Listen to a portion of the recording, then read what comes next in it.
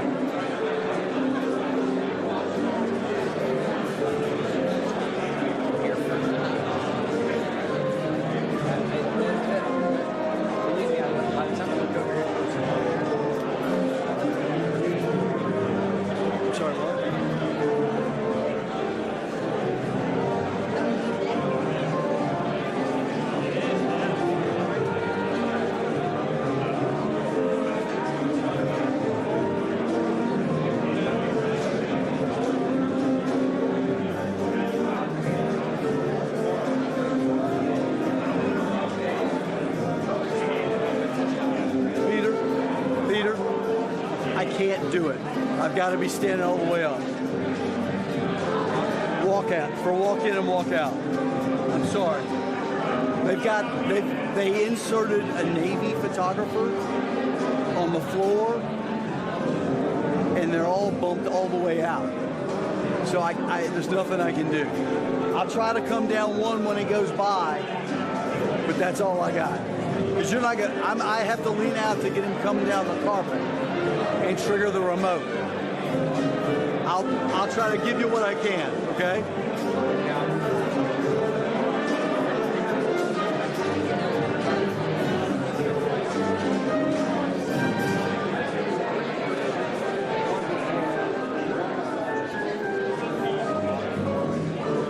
I mean, you're not going to ask a question, are you?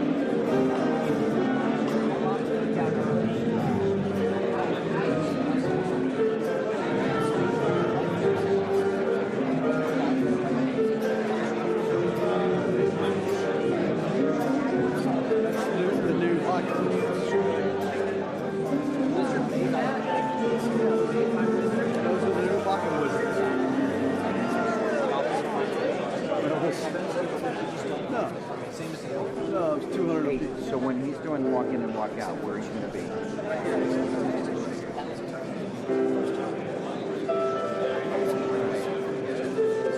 Yeah.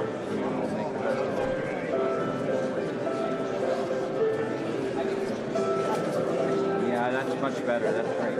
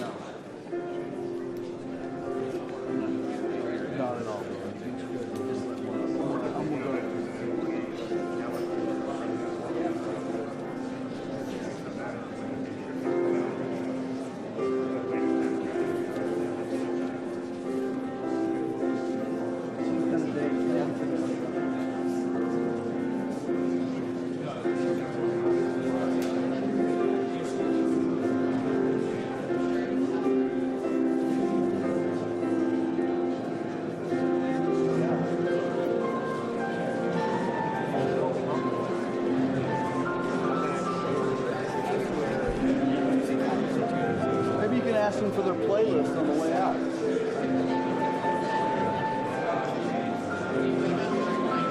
Not enough show tunes for you? Really? What do you like?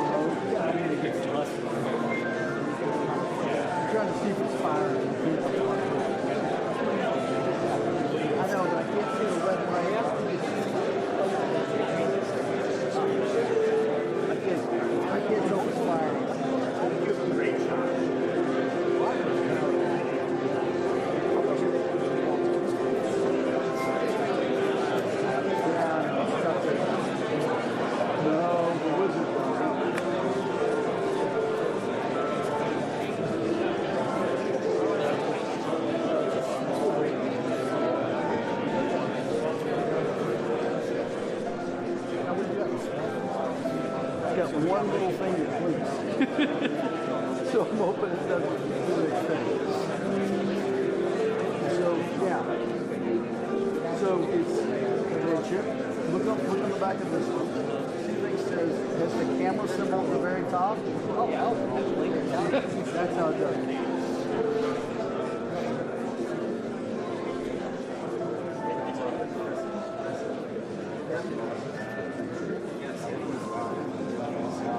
I did the same thing, and it was insufficient based on my age. Thank you, my brother. Very kind. It's the first time using it, so everything's an experience. It's supposed to be better. Terrell's been testing them in LA.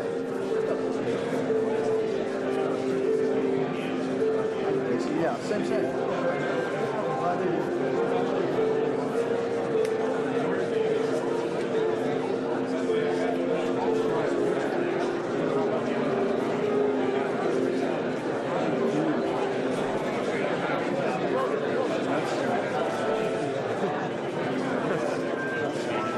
It's supposed to be backwards. Right. These are supposed to be backwards compatible with the E versions, and that has not held true so far. See, that's, I'm checked, according to the turn on of the transceiver, it says I have the E-release firmware. Ladies and gentlemen, But- please welcome the 2025 Commander-in-Chief's Training for the United States Naval Academy Midshipmen.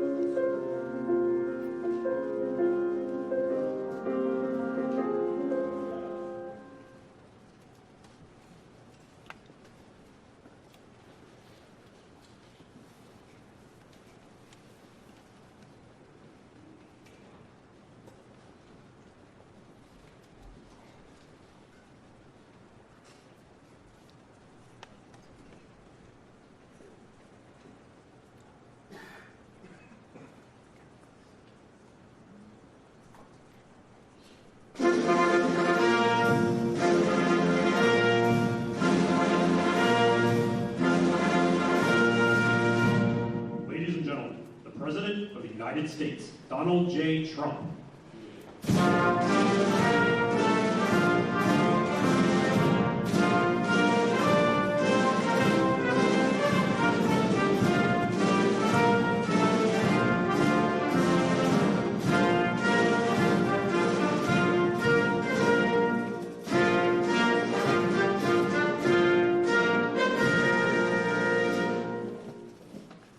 Thank you very much, please.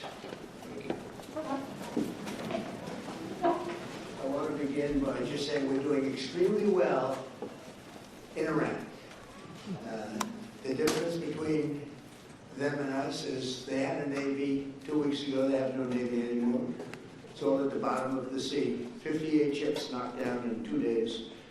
And we have the greatest Navy anywhere in the world. It's not even close. So we are doing really well. We're not going to let them have nuclear weapons. Because if they had them, they'd use them, and we're not going to let that happen. Should have been done a long time ago by other presidents. So it's an honor to be here. This is fun. And these are great athletes standing behind me.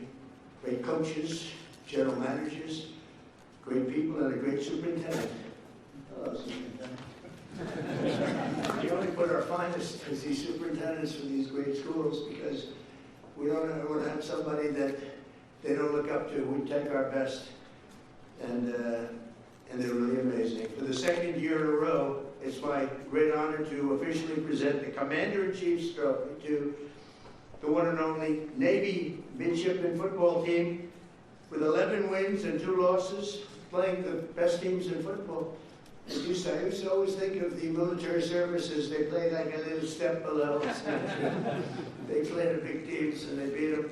These players achieved one of the most impressive seasons in Navy football history and any football history, frankly. And I just want to congratulate the midshipmen. I met them backstage and they're great. Thank you. Congratulations.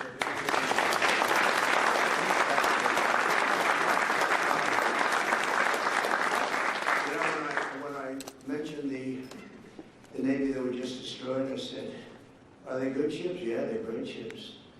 And I said, why didn't we save them? We could have used them ourselves.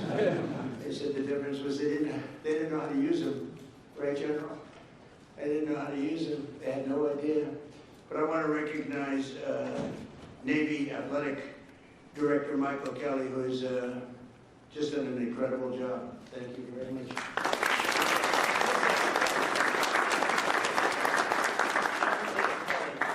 Along with head coach Brian Newberry, fantastic coach, Brian.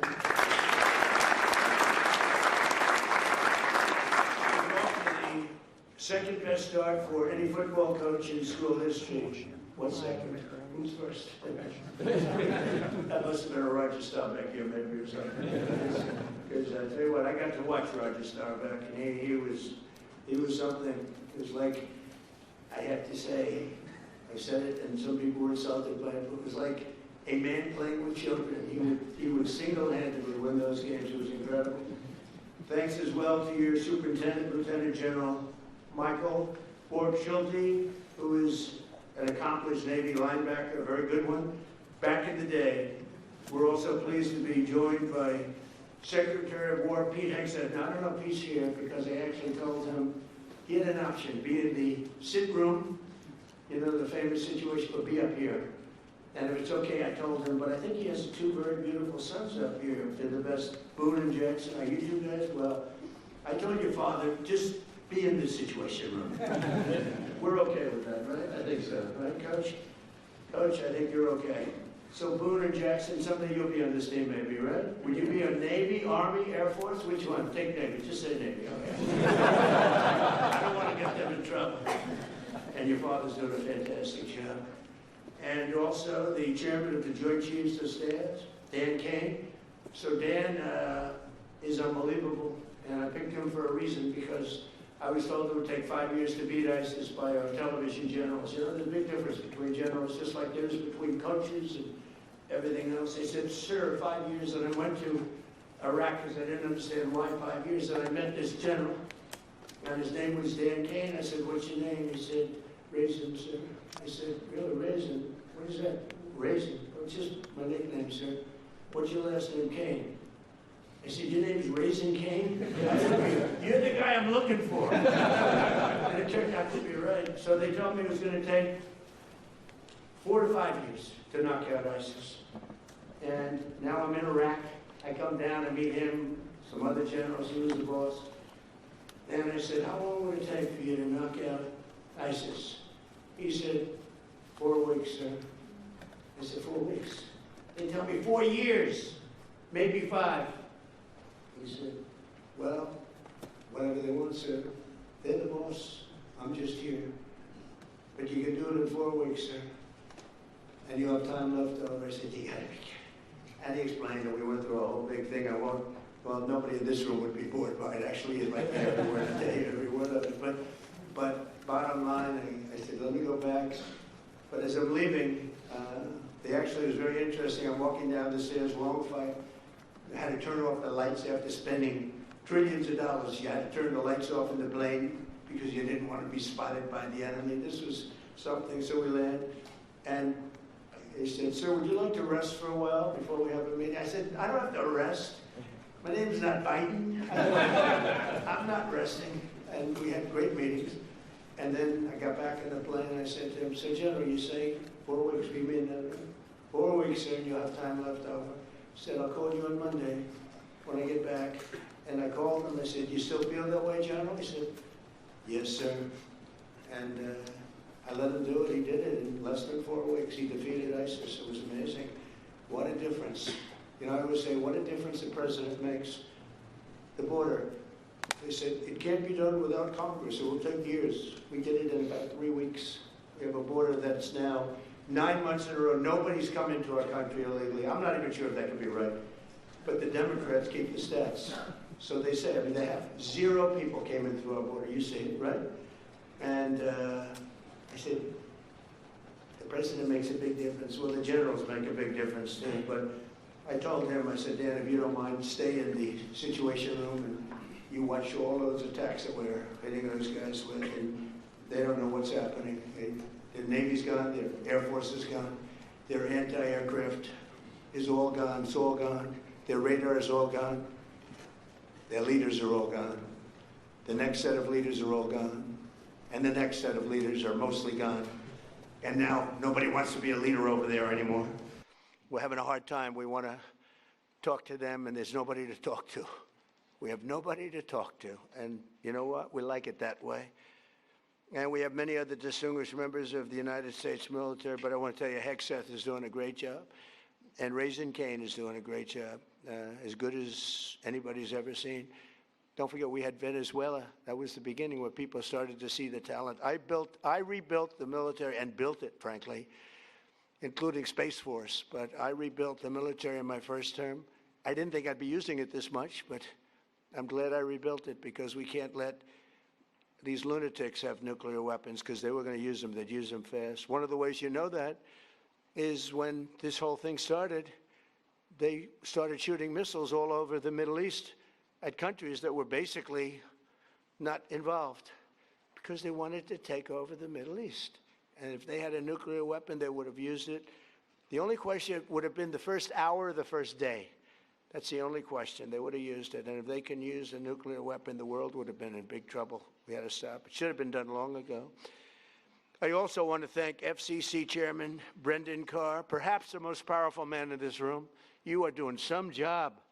He's trying to keep the fake news, he's trying to make the fake news real and respected again, which is not an easy job, but you're doing a really amazing job. First time that's happened in 25 years. So I congratulate you and everybody in the room. Everybody in this whole country is watching what you're doing, and we appreciate it.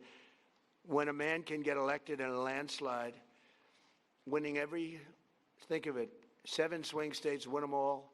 We win the popular vote. We win the Electoral College by a tremendous amount. We win the counties by 82 or 84%. And I got no good press. Think of it. Only one thing, that only means one thing. These people are not respected.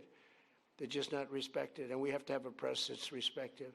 When you can win an election where they say that I got 94% bad press, think of it, the other side got 94% good press.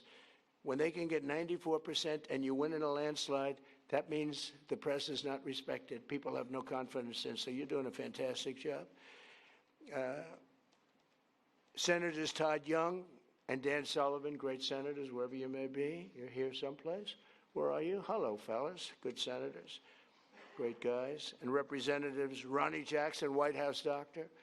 He served 3 presidents. He said he had Barack Hussein Obama. Have you heard of Barack Hussein Obama?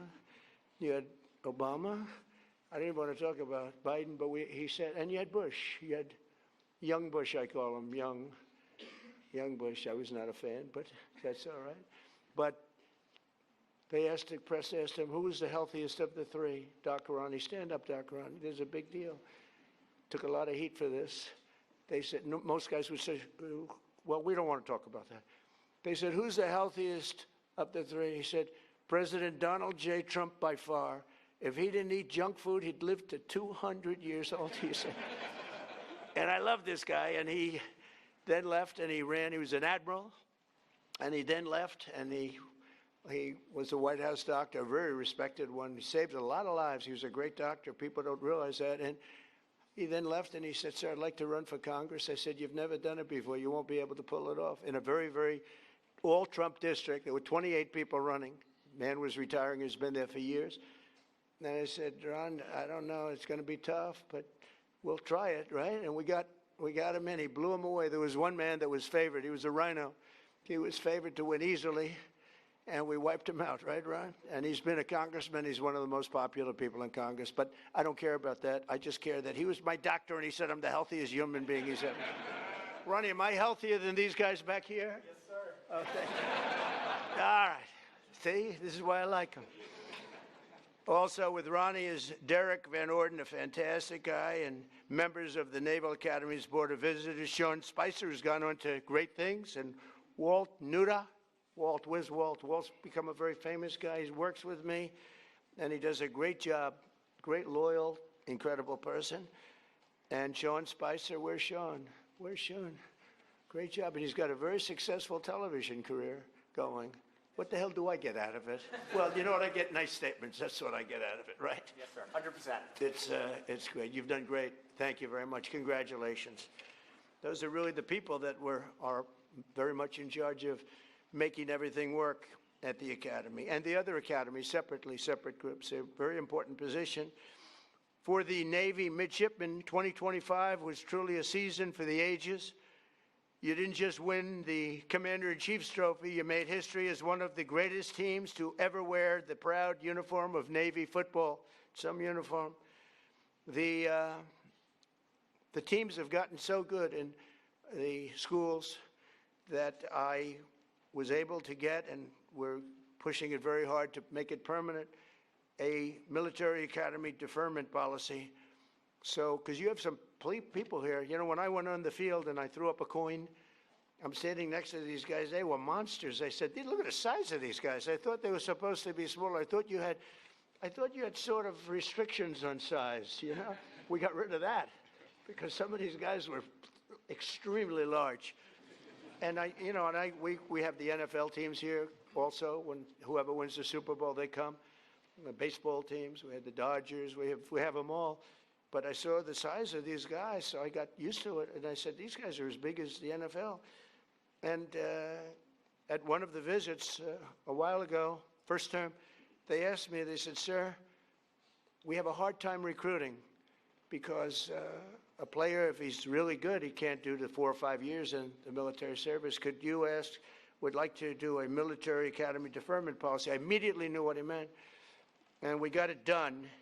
And it allows you to defer your service until after your career. So if you go in the NFL for 10 years, so now everyone wants to join. So do I get credit for this successful team then? The superintendent's going to say yes. I don't know about the coach. I don't know about Kelly. But the coach, I think, it made your life a little bit easier. It was tough.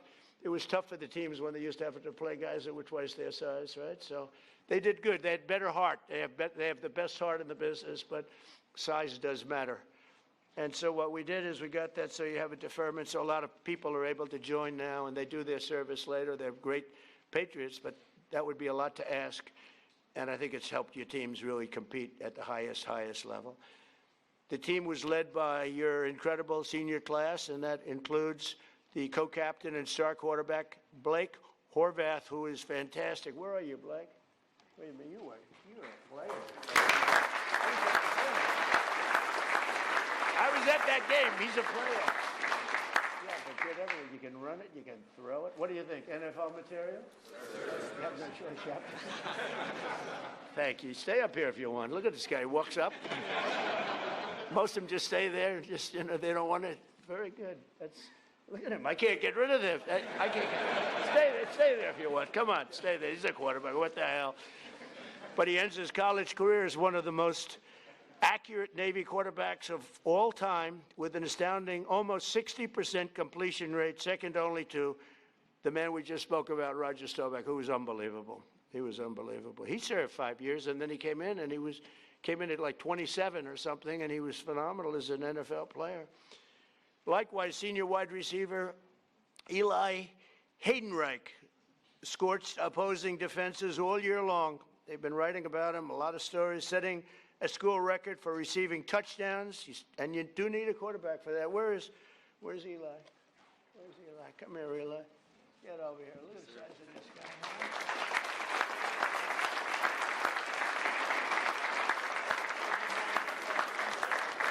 They're all saying he's got NFL. pretty good. I see by the size of those hands, you have no trouble catching the ball. Beautiful. And we're going to bring them down to the Oval Office.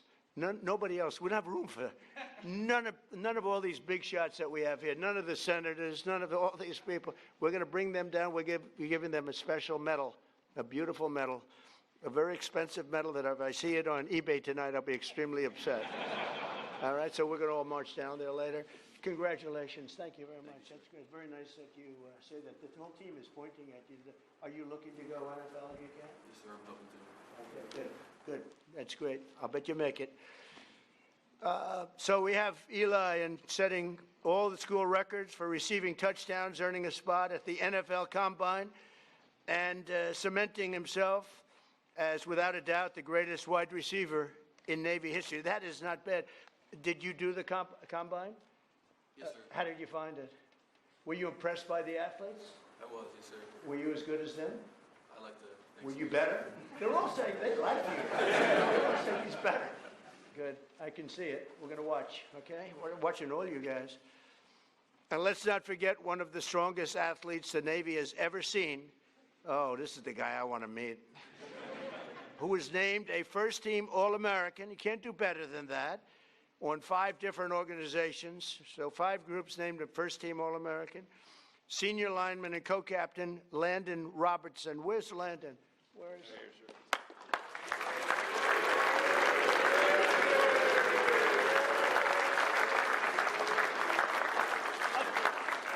His arms are like steel. It just hurt my head.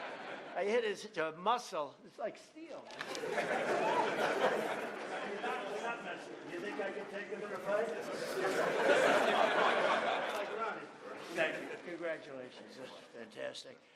So listen to this about Landon with a 665-pound squat and a 465-pound bench press. What about women playing in men's sports? Think we could have a woman take your position? Is there a woman out there? I don't think so. You know, we're trying to end that. No men. Think of it. No men in women's sports. Maybe I'll put Landon in women's sports for a little while. How ridiculous. I mean, you know, they say that's an 80-20 issue. No. That's a 99% issue. It's amazing. Thank goodness the Democrats keep pushing these things. Open borders, transgender for everybody, and they want to have men playing women's sports. So Landon has some really big records, and he's so strong that the team had to special order a longer barbell. I see, because the barbell would break. That's crazy. Is he the strongest one on the team? Is everyone? Huh? There's no doubt with all you big, strong guys. Look at this guy again. What do you think, man?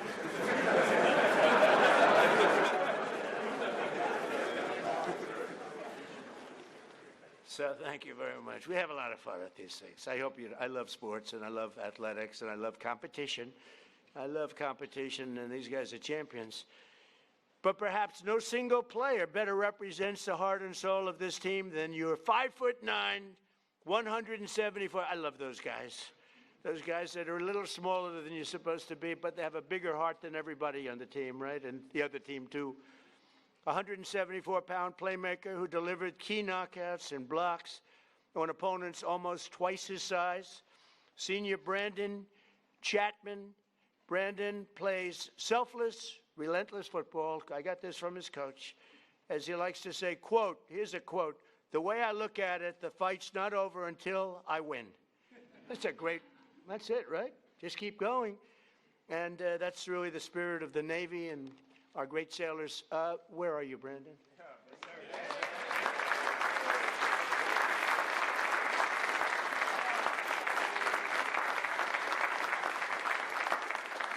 They love him. Boy, I tell you, you don't have players like that. You don't win. You just can't win. You need people like Brandon, and they all have that big heart. It's very tough when you get into that elite group. When you beat those schools that are big and powerful, it's a pretty amazing thing.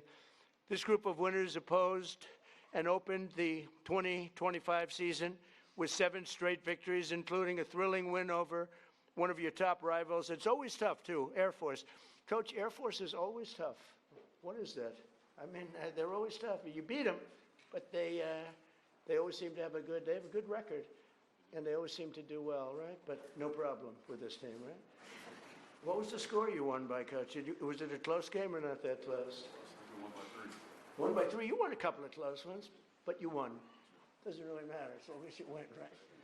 So that's great, Coach. But as every Navy football player knows, you don't make it to the White House unless you also triumph over Army on that second Saturday of December, which is the whole deal. I was at that game. It was amazing. It was an amazing game. The spirit. And I have to say, they introduced Trump, the place went crazy. There were no, let's give a little boo. There wasn't a boo in the house. Even the fake news couldn't say. I've gone to games where I would say I got 97%, but there might be one person, boo, boo. They cover that person. They interview that person becomes a star. But they couldn't find any person at that game. That was some game. It was some scene in the historic 126 Army-Navy football game. And again, something I really enjoyed. I love being there. I'll be there. Coach, I'll be there. You got to be back, Coach. We can't ever lose you.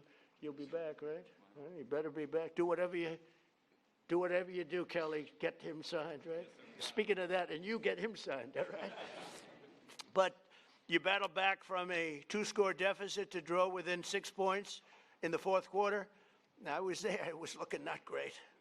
It was not looking great. Fellas, you know, I can't say I was rooting for you, but I did want to see that commander-in-chief deal. Is a big deal, right? And it only happens if you win, and it wasn't looking great. With time slipping away, Navy mounted one final drive, and you marched downfield, nearing the goal line after running back Alex Teska broke loose into the secondary, which was amazing, for a huge 24-yard gain. Okay, where's Alex? Where's Alex? I saw Alex before.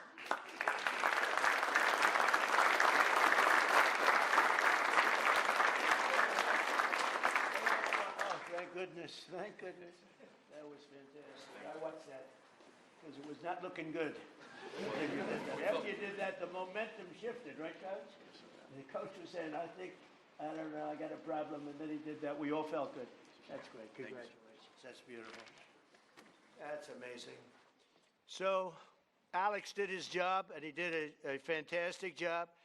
But every football player knows, every single one of them, that you don't have heart, you don't have that. You can have all the strength, like Brandon, you can have all the strength you want, but if you don't have heart, that's exactly what Alex showed, and he's another one that's known for that. Then 3 times the formidable Army defense held the line, and they really held it, making it 4th and goal, midshipmen. So it's time to do or die, right, Coach? And with 6 minutes and 37 seconds left on the clock, other teams might have kicked an easy field goal, but that's not this, Coach. Coach, did you have a call? Did you call up the superintendent and talk to him like, what do I do? Or did you just say, let's go for it? I think you said go. I think you just go for it, right, Coach? But not this team with this coach, with the Commander-in-Chief's trophy on the line, which is a big deal. Blake dropped back in the pocket, surveyed the field, delivered a strike across the middle to Eli for a touchdown, and secured victory over Army in one of the most iconic moments in Navy football history. I wouldn't say in Army football history. I guess it was iconic also, but not quite in the same manner. But I watched that. That was incredible. The annual Army-Navy game is truly one of the most special occasions in all of sports, but in recent years, the college football playoff expansion has encroached on this sacred 4-hour time slot traditionally reserved for Army-Navy. So what did I do? I went out. I don't know if I could have pulled it off. I have much more power in my second term, don't you think? What do you think? Would you say, Brandon? Much more power. First term, I don't know if I could have gotten away with this, but what did I do? I went out and said, I'm going to sign an executive order to ensure that the second Saturday in December is preserved exclusively. Nobody's playing football. Not Ohio State against Notre Dame. Not LSU against Alabama. Nobody's going to play football for 4 hours during that very special time of the year in December. It's preserved forever for the Army-Navy game. Now, if you don't want to watch football, you don't have to. But if you want to watch football, you're only watching one game. You're not watching 19 different games, all of them in many ways big. So, Coach, that puts a little pressure because the whole world's going to be watching. So nobody else is going to be allowed. Of course, we'll probably get sued at some point. We always get sued. But we win those suits, and we'll win this one. The only game that's going to be played, so we preserve that time, no matter who it is. You're playing the Army-Navy game. It keeps it special. We like it, right? Are you okay with it? Huh?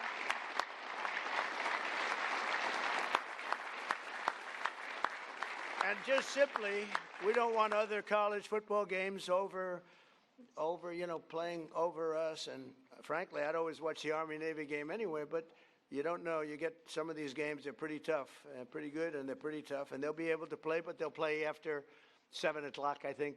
We brought it all the way up to 7 o'clock, so that should give you plenty of time, even if you have a little overtime stuff.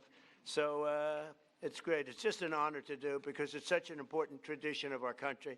It's beyond football, actually. It's a tradition of our country. In 2 short months, the 28 seniors on this team will be commissioned as officers in the greatest military the world has ever seen. We're the greatest military in the world, the strongest, the greatest, and we're proving that when you can take Venezuela in a matter of minutes, put somebody on a helicopter that was well guarded with thousands of people with iron doors. Those doors were like plastic. The United States Navy, the Marines, the whole military, we have the greatest in the world. I was so proud of what I did. And I always loved Space Force because that was my baby. That has never happened. That hasn't happened in 81 years, a new force. And it hadn't happened. And I think we all agree that Space Force has become, you think, right? Very important to the success that we're having even now. Over the past few weeks, the world has seen the true strength and might of our sailors and aviators as they fought in one of the most complex and successful military operations of all time against the Iranian regime. And it's amazing. It's not, I don't want to get too crazy here. Not a contest. It's not even a contest. They do whatever they want. They had a lot of great equipment.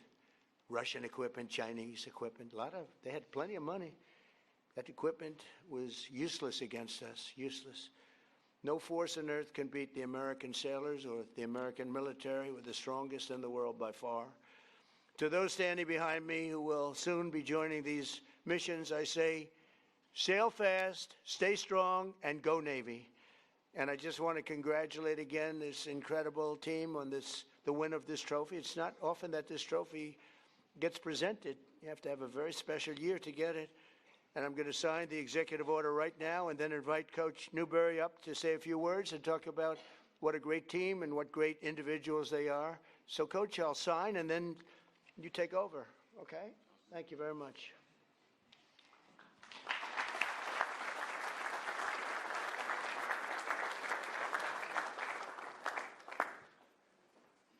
This is not an auto pen. Imagine taking it and say, would you please have this signed? Somehow, I don't know how they got by that. It didn't work. Let's go.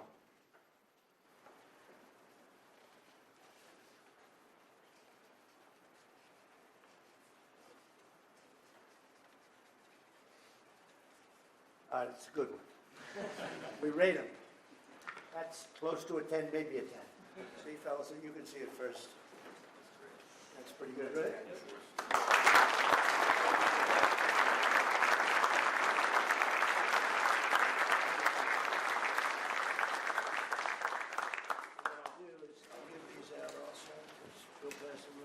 If you're going to get them down at the office, you're going to get that up there for mistake.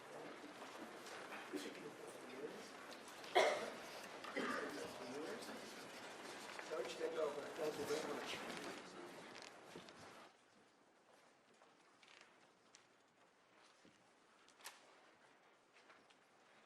Good morning. Thank you, Mr. President.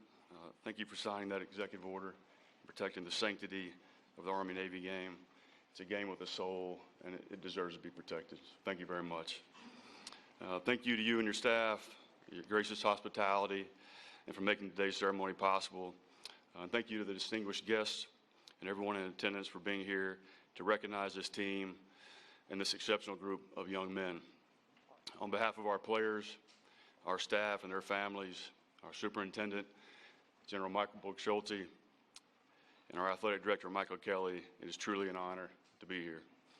We're grateful and humbled to be back again.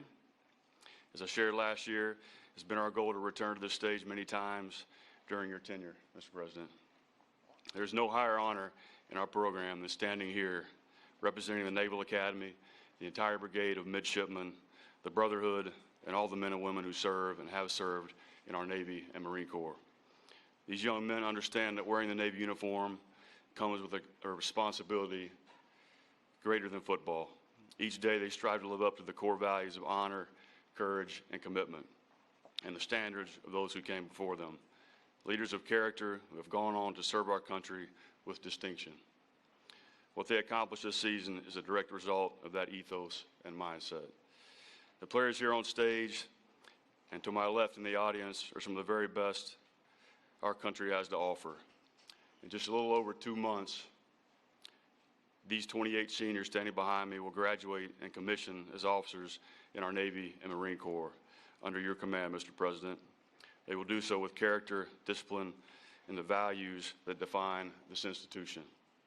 I also want to recognize our fellow service academies, the United States Army and the United States Air Force. The rivalry we share is among the greatest traditions in college football, but it is grounded in deep and enduring respect, because we know that one day many of these young men may stand shoulder to shoulder in defense of our nation. The Commander-in-Chief's trophy represents the commitment, discipline, teamwork that define the future leaders and warfighters of our armed forces. Every day our players balance the demands of Division I athletics with the responsibility of preparing to serve as officers. That challenge forges the character this trophy represents. In our view, it is the most meaningful and honorable trophy in all of college sports. To our families, alumni, and the countless people who support the Naval Academy, thank you. Your belief in these young men and in what this institution stands for makes moments like this possible and special. Mr. President, thank you for hosting us today and for your continued support of the men and women who serve our great country. This time, I'd like to bring our two captains, Landon Robinson and Blake Horvath, up to present you with a couple of gifts. Great. Thank you.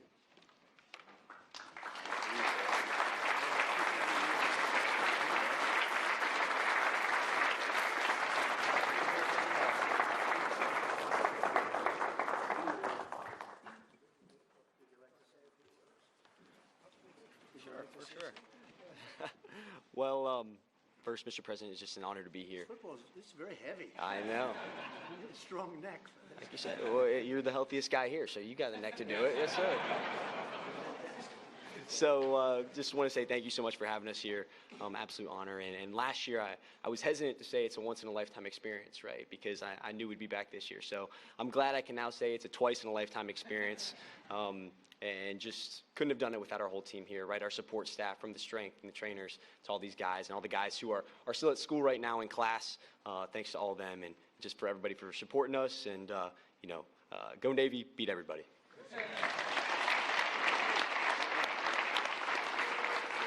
Absolutely. First off, thank you, Mr. President, for the opportunity to be here. Blake said most of it, but I'm just so thankful to all my teammates and all my coaches for all the hard work they've put in. It's very hard to go 11-2 in a season, but I couldn't be more proud to play for Navy football, and I couldn't be more proud to represent the United States Naval Academy. So go Navy, beat Army forever.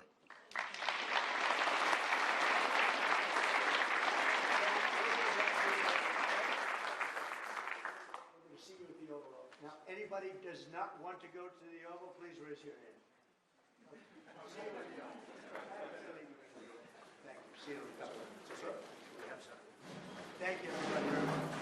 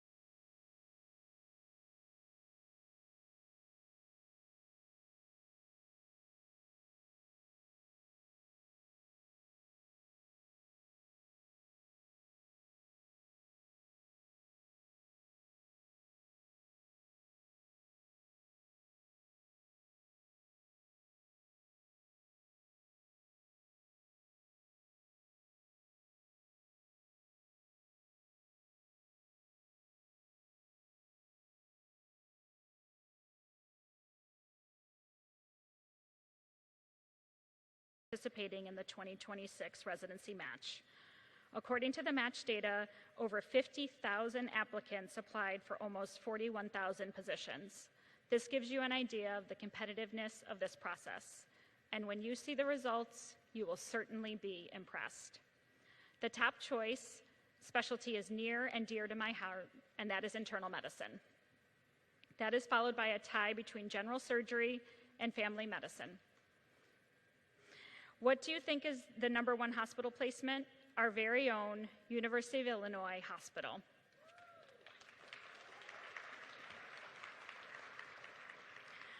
Followed by the University of Chicago.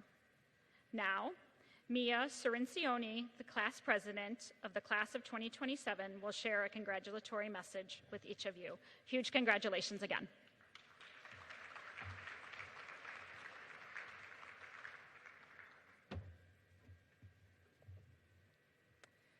Good morning, class of 2026. On behalf of the class of 2027, thank you for being truly exceptional leaders. You have somehow managed to guide, support, and uplift us through completely unfamiliar territory, all while surviving and thriving in the rigor of your own training. From our very first days on campus until now, you have been our role models, mentors, tutors, and go-to sources for both wisdom and reassurance, leaving a lasting mark on both the University of Illinois College of Medicine and the class of 2027. Today, you are moments away from discovering where your years of dedication and perseverance will take you next. The late nights studying, early mornings, and alarm clocks that felt personally offensive have all led you to this moment. Each of you brings something uniquely valuable to the field of medicine, and your passion, commitment to equitable care, and authenticity will continue to impact every patient and community you serve. As you open your envelopes in a few moments, take a moment to appreciate everything it took to get you here, the sacrifices, setbacks, small wins, and the times you weren't really sure you'd make it, but did anyway. Wherever you match, whether it's exactly where you envisioned or something completely unexpected, you earned it. Your class is defined by compassion, excellence, and unwavering dedication, plus a very refined relationship with caffeine, and the future of medicine is in very capable hands. It's been a privilege to learn from you all, so please raise a glass or coffee to congratulations, class of 2026.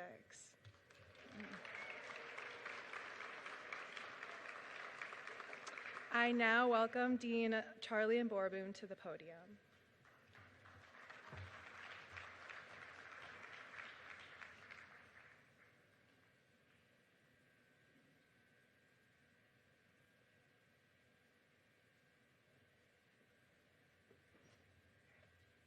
I'm going to give like a little pause. So one, congratulations everyone. We're a little bit early with all of this, so we'll have a bit of time. So I'm just going to, give some instructions and repeat it a few times. All right. So good morning. Today we are here to celebrate your match. Congratulations to all of our students, families, and loved ones. We're so very proud and happy for each of you. We get a round of applause for our students.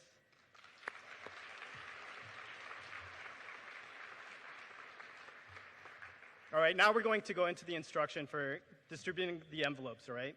So this is the moment you've been waiting for. At this time, we will distribute your match envelopes. Your envelopes are organized by your community, so see the signs to the line up. And after you obtain your envelopes, please do not open them until instructed. So the lines are over here. They're organized by your houses. After you open your match envelopes, we will take photos by specialty and by house if you wish to participate. We will make announcements over the microphone, so Eric will be making those announcements. If you, for any reason, do not want your match results included in the match results, please scan the QR code at the registration table and fill out the Google form by 11:35 a.m. So students, this is the moment. Please make your way up to the community signs to receive your match envelopes by your PHAs. The moment you've been waiting for is here.